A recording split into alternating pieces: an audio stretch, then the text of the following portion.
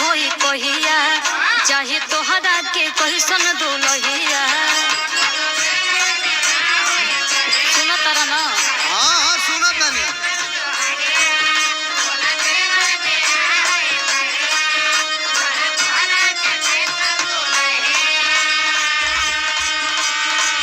तो ध्यान से सुनो। सुनते बानी हो।